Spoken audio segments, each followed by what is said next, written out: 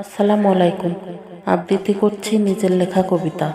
আমার কবিতাটির নাম অদৃষ্ট। একটাই তো জীবন, হু হু করে চলে যাচ্ছে জীবনের দিনগুলো। স্থবির হয়ে পড়ছে সকল চাওয়া পাওয়াগুলো। স্বপ্নে মোরা স্মৃতিরা সব তাড়িয়ে বেড়াচ্ছে প্রতিনিয়ত। বাস্তবতা তার নিজ নিয়মে চলছে, মানুষগুলো ছুটে মরছে অদৃষ্টের পিছে।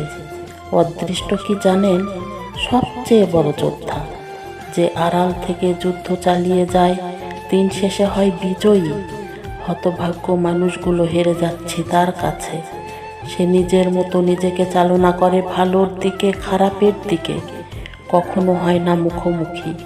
তার সাথে মানুষের নিত্য সংঘাত সংঘর্ষ, তবুও মানুষ চলে সেই অদৃষ্টের পিছে। যদিও সে ধরা ছোঁয়ার বাহিরে, কখনো সে নিয়ে আসে অনন্ত সুখ, কখনো বা মহাপ্রলয়।